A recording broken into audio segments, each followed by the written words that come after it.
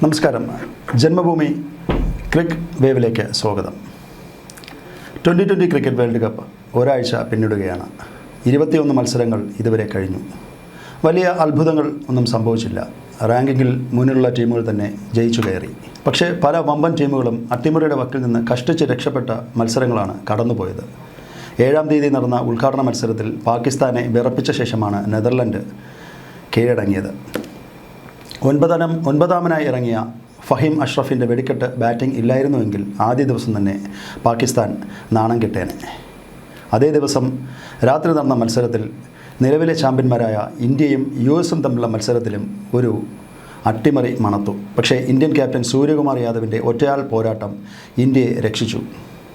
മുൻ ചാമ്പ്യന്മാരായ ഇംഗ്ലണ്ടിനെതിരെ കുഞ്ഞന്മാരായ നേപ്പാൾ ഒരു അട്ടിമറി വിജയം നേടുമെന്ന് അവസാന ഓവർ വരെ നേപ്പാളിൻ്റെ ആരാധകർ പ്രതീക്ഷിച്ചു. പക്ഷേ ഇംഗ്ലണ്ടിൻ്റെ പരിചയസമ്പന്നനായ സാം കറിൻ്റെ ബൗളിംഗ് മത്സരം ഇംഗ്ലണ്ടിന് അനുകൂലമാക്കുകയായിരുന്നു. ഇന്ത്യയും പാകിസ്ഥാനും ഇംഗ്ലണ്ടും അട്ടിമറിയിൽ നിന്ന് രക്ഷപ്പെട്ടെങ്കിലും 2020 വേൾഡ് കപ്പിലെ അട്ടിമറിയിലെ ആദ്യ ഇരയായി ഓസ്ട്രേലിയ മാറി. സിംബാബ്വെയാണ് മുൻ ലോക ചാമ്പ്യന്മാരെ 23 റൺസിന് വീഴ്ത്തിയത്. മറ്റൊരു മത്സരത്തിൽ വേൾഡ് കപ്പിൽ നിന്നുള്ള 2020 ക്രിക്കറ്റിൻ്റെ ചരിത്രത്തിൽ തന്നെ ഏറ്റവും മികച്ച മത്സരത്തിനാണ് ക്രിക്കറ്റ് ലോകം സാക്ഷ്യം വഹിച്ചത്. ടെസ്റ്റുകൾ നിറഞ്ഞ സസ്പെൻസ് ത്രില്ലർ പോലെയായിരുന്നു സൗത്ത് ആഫ്രിക്ക അഫ്ഗാനിസ്ഥാൻ മത്സരം.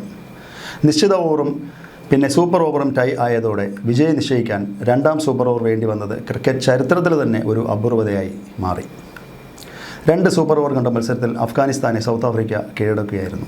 ഫുട്ബോൾ വൻപന്മാരായ ഇറ്റലിയും ഇത്തവണ ക്രിക്കറ്റ് വേൾഡ് കപ്പിൽ അരങ്ങേറ്റം കുറിച്ചത് ക്രിക്കറ്റിൻ്റെ പ്രചാരം ലോകത്ത് വർദ്ധിക്കുന്നു എന്നതിൻ്റെ തെളിവാണ്. ആദ്യ മത്സരത്തിൽ തോറ്റെങ്കിലും 2ാം മത്സരത്തിൽ ഇംഗ്ലണ്ടിനെ വിറപ്പിച്ച നേപ്പാളിനെ അനായാസം ഇറ്റലി കീഴടക്കുകയായിരുന്നു. 10 വിക്കറ്റിനാണ് ജയം. ഈ മത്സരത്തിലെ കൗതുകരമായ മറ്റൊരു കാര്യം, ഓപ്പണർമാരും സഹോദരങ്ങളുമായ ജസ്റ്റിൻ മോസ്കയും ആൻ്റണി മോസ്കയുമായിരുന്നു ഇറ്റലിക്ക് മത്സരം വിജയിപ്പിച്ചത്. ഇന്ത്യ തങ്ങളുടെ 2ാം മത്സരത്തിൽ നമീബിയെ അനായാസം കീഴടക്കി. 93 റൺസിനായിരുന്നു ഇന്ത്യയുടെ വിജയം. മലയാളിയായ സഞ്ജു സാംസൺ വേൾഡ് കപ്പ് അരങ്ങേറ്റം കൂടിയായിരുന്നു ഈ മത്സരം. 2024 ഇന്ത്യ ചാമ്പ്യന്മാരായ T20 വേൾഡ് കപ്പിൽ സഞ്ജു ടീമിലുണ്ടായിരുന്നുവെങ്കിലും ഒരു മത്സരത്തിലും അവസരം ലഭിച്ചില്ല. നമീബിയക്കെതിരായ മത്സരത്തിൽ മികച്ച തുടക്കം ലഭിച്ചിട്ടും സഞ്ജുവിനത് മുതലാക്കാനായില്ല. 22 റൺസ് മാത്രമാണ് നേടാനായത്. വരുന്ന വാർത്തകൾ ശരിയാണെങ്കിൽ സഞ്ജുവിന് ഒരു അവസരം കൂടി ലഭിക്കാൻ സാധ്യതയുണ്ട്. കാരണം നമീബിയക്കെതിരായ മത്സരത്തിലെ ടോസ് വേളയിൽ സൂര്യകുമാർ യാദവ് പറഞ്ഞൊരു കാര്യം, 1-2 മത്സരങ്ങളിൽ കൂടി അഭിഷേക് ശർമ്മയ്ക്ക് വിശ്രമം വേണ്ടിവരും എന്നതാണ്. അങ്ങനെയെങ്കിൽ പാകിസ്ഥാനെതിരെ സഞ്ജുവിന് കളിക്കാൻ അവസരം ലഭിക്കും. സഞ്ജു അവസരം എങ്ങനെ ഉപയോഗപ്പെടുത്തും എന്ന് നമുക്ക് കണ്ടറിയണം. കാരണം നമീബിയ അല്ല പാകിസ്ഥാൻ, ലോകത്തിലെ തന്നെ മികച്ച ബൗളിംഗ് നിരയാണ് അവർക്കുള്ളത്.